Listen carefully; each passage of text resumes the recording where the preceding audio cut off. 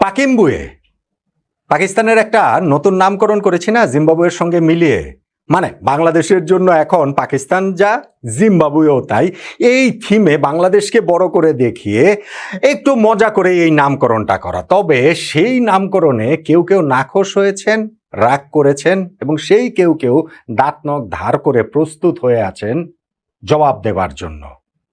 এই মজা করে যে নামকরণ করেছি, বাংলাদেশকে যে বড় করে দেখিয়েছি, বিষয়টা ওইখানটাতে না। অনেকের ক্ষেত্রে বিষয়টা সম্ভবত দলটা পাকিস্তান বলে। কেন পাকিস্তানের বিপক্ষে বা পাকিস্তানকে নিয়ে এরকম মজা করা হবে? পাকিস্তান প্রীতির কারণে অনেকেই ওই রকম রাগটা পুষে রেখেছেন, তবে রাগটা ঝাড়তে পারছেন না, কেননা বাংলাদেশ ক্রিকেট টিম তাদেরকে সেই রাগ ঝাড়ার সুযোগটা দিচ্ছে না।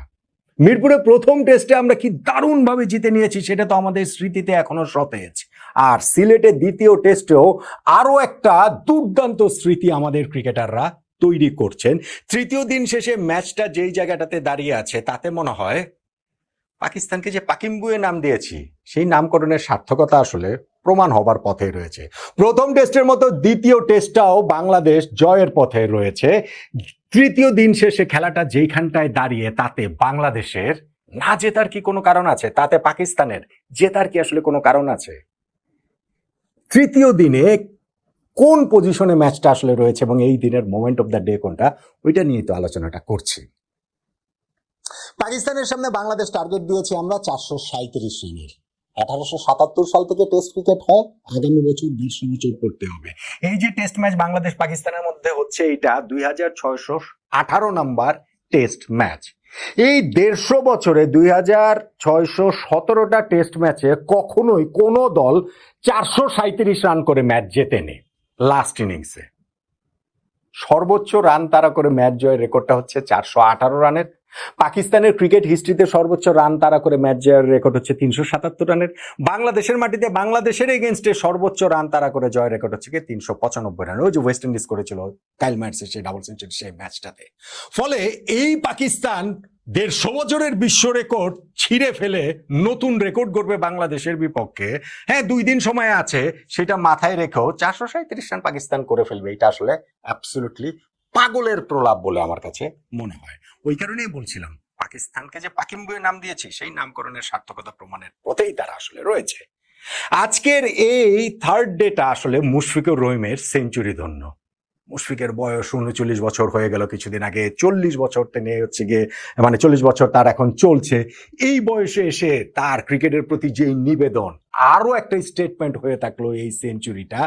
যেই সেঞ্চুরির মাধ্যমে বাংলাদেশের জার্সিতে টেস্ট ক্রিকেটে তিনি 14তম সেঞ্চুরি করলেন। সর্বোচ্চ সেঞ্চুরির যেই সিংহাসন যৌথ অধিকারে ছিল মমিনুল হকের সঙ্গে 13টা সেঞ্চুরি নিয়ে, এখন মমিনুলকে পেছনে ফেলে তাতে একক অধিকার নিয়ে নিলেন মুশফিকুর রহিম। প্রথম টেস্টে মিরপুরেও সেই সুযোগটা তার সামনে এসেছিল, তবে শেষ দিকে গিয়ে তিনি ওই সেঞ্চুরিটা করতে পারেন। ওই হতাশার জায়গাটা ছিল। ইনফ্যাক্ট তার ওই 39তম জন্মদিনেই সেঞ্চুরির হাতছানি ছিল, সেটা তিনি করতে পারেননি। ওই আক্ষেপ কিছুটা পুষিয়ে নিলেন আজকের এই দিনটাতে, যখন তিনি ওই রকম একটা বাউন্ডারিতে সেঞ্চুরিতে পৌঁছে যাওয়ার পর তার যে সেলিব্রেশন, ব্যাট রেখে সঙ্গীর সঙ্গে উদযাপন, দুই হাত দুই পাশে প্রসারিত করে, সেইটা আসলে আমরা দেখেছি।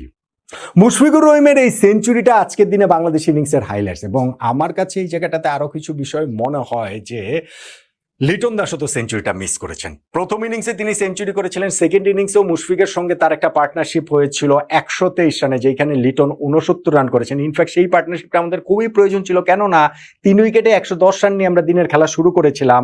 সেকেন্ডের একেবারে লাস্ট ওভারে গিয়ে মমিনুল হক আউট হয়েছিলেন। থার্ডের মর্নিংও খুবই আর্লি আমাদের ক্যাপ্টেন নাজমুল হোসেন শান্ত এলবিডব্লিউ হয়ে যান। তখন মুশফিক মমিনুলের ওই পার্টনারশিপ, এবং সেই পার্টনারশিপটাতে আমরা লাঞ্চ পর্যন্ত ছিলাম। ততক্ষণে বাংলাদেশ প্রায় 249 রানে এগিয়ে যায়। এবং তারপরেও পার্টনারশিপটা যখন এগিয়ে গিয়েছিল, সেঞ্চুরি পার্টনারশিপ হয়ে গেল মুশফিক এবং লিটনের। এটা হচ্ছে গিয়ে টেস্টে 8 নাম্বার সেঞ্চুরি পার্টনারশিপ। অন্য কারো কোনো পার্টনারশিপের আসলে 6টার বেশি নাই। ফলে টেস্টে যে তারা একসঙ্গে ব্যাটিং করতে পছন্দ করেন, সেটা তো বোঝা যাচ্ছে। কিন্তু ওই লিটন 69 রানে তিনি একটা হচ্ছে গিয়ে ওই র্যাম্প শট খেলতে গিয়ে থার্ড ম্যান বাউন্ডারিতে ক্যাচ দিয়ে আউট হয়ে গেছেন। হ্যাঁ, লিটনের কিছু ভাগ্যের সহায়তা রয়েছে। 38 রানের সময় তিনি যেমন একবার রান আউট হয়েই গিয়েছিলেন, হাল ছেড়ে ক্রিজে দাঁড়িয়ে গিয়েছিলেন, কিন্তু বাবর আজম ওইখানে ওই স্ট্যাম্পে বলটা মারতে পারেননি। পারেননি, ওই সময় তার একটা ভাগ্যের সহায়তা ছিল। 50 করার পর পর একটা ছিল যে সাজিদ খান তার বলে ক্যাচটা ধরে রাখতে পারেননি, কিন্তু স্টিল আমি মনে করি যে আসলে এটা একটা চান্স মিস হয়েছে টেস্টের 2 ইনিংসে সেঞ্চুরি, যেটা প্রথম টেস্টে মিস করেছিলেন আমাদের নাজমুল হোসেন শান্ত। শান্ত তো তাও ক্যারিয়ারে আগারও 2টা আছে, লিটনের ক্ষেত্রে এটা প্রথমবার হতে পারতো।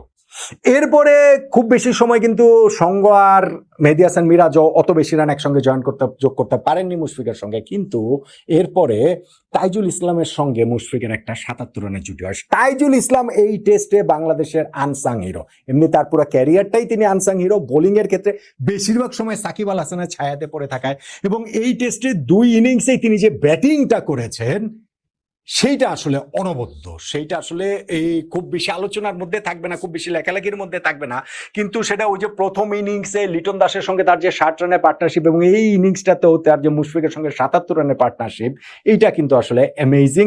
ওইটাও তার কমিটমেন্টটাকে শো করে। মুশফিক যখন রান চাবিরতিতে যান তখন তিনি 90 রানে অপরাজিত, এবং চাবিরতির পর যেটা বলছিলাম বাউন্ডারি মেরে তিনি তার সেঞ্চুরিটা পূরণ করে ফেলেন। এবং যখন তিনি আউট হয়েছেন লাস্ট ব্যাটসম্যান হিসাবে, ততক্ষণে 130 এর একটা ইনিংস তিনি খেলে ফেলেছেন, 14তম টেস্ট সেঞ্চুরি তার। বাংলাদেশ ফাইনালে গিয়ে অল আউট হয়েছে 390 রানে, এবং পাকিস্তানকে যেহেতু আমরা প্রথম ইনিংসে 46 রানের লিড রয়েছে, তাদেরকে 437 রানের টার্গেট দিয়েছি। দিনের খেলা তারা শেষ করেছে, 2 ওভার মাত্র ব্যাটিং এ সুযোগ পেয়েছে, আলোর স্বল্পতায় খেলা বন্ধ হওয়ার আগে ওই 2 ওভারে কোনো রান হয়নি। অর্থাৎ 4th ডে থেকে আবার তারা ওই 437 রানের লক্ষ্যেই ব্যাটিং করবে। বাংলাদেশ আবার ওই পুরোপুরি 10 উইকেট নেওয়ার লক্ষ্যেই এটা আসলে করবে। এখন তাহলে এই 3rd দিনের খেলাটা যে হলো, সেখানটাতে মোমেন্ট অফ দ্য ডে আমরা কোনটাকে বলতে পারি? একটা বলা যায় হচ্ছে গিয়ে লিটন দাসের ওই সুযোগ মিসগুলা, তিনি যে রান আউট হতে পারতেন, তিনি যে ক্যাচ হতে পারতেন, ওইটা না হলে পার্টনারশিপ মুশফিকের সঙ্গে এত বড় হয় না, হয়তো বা পাকিস্তানের ম্যাচে ফেরার একটা চান্স থাকে, সেটার কথা অবশ্য বলা যেতে পারে। মুশফিক এবং তাইজুলের পার্টনারশিপটার কথা আলাদা করে অবশ্যই বলা যেতে পারে, কিন্তু আমার কাছে সত্যিকার অর্থে এই দিনের moment of the day Mushfiqur রহিমের সেঞ্চুরি ছোঁয়ার মুহূর্তটা, যেইভাবে তিনি মোহাম্মদ আব্বাসকে বাউন্ডারিতে পাঠিয়ে সেঞ্চুরিতে পৌঁছালেন, এবং এরপরে যেভাবে শিশুর মতো সেলিব্রেশন করলেন, এই 39 পেরোনো 40 বছর বয়স চলছে যার, মনে হচ্ছিল যেন হচ্ছে গিয়ে তিনি তার প্রথম টেস্ট খেলতে নামছেন, কিংবা প্রথম টেস্ট সেঞ্চুরি। সেই আনন্দটা আসলে মুশফিকের মধ্যে দেখা গিয়েছে, এবং অবশ্যই খুবই গুরুত্বপূর্ণ বাংলাদেশের জন্য এই ইনিংসটা। ওই মুশফিকের সেঞ্চুরি ছোঁয়ার মুহূর্তটাকেই আমার কাছে তাই এই দিনের মোমেন্ট অফ দ্য ডে বলে মনে হচ্ছে। আর পাকিস্তানকে যে পাকিম বয়ে বলেছে, ওইটাতে আমি এখনো স্ট্যান্ড করছি, মজা করেই বলা, কিন্তু মজা করেই আবার স্ট্যান্ড করছি। বাংলাদেশ এই টেস্টটা জিতবে। বাংলাদেশের এই টেস্ট না জেতার কোনো কারণ আসলে নাই। আছে বলেন তো দেখি, কত রানে আমরা জিতবো, কত তাড়াতাড়ি আমরা জিতবো, বৃষ্টির ঝামেলা এড়িয়ে আমরা জিততে পারবো কিনা, সেইটাই বরং আলোচনার একমাত্র বিষয় নয় কি?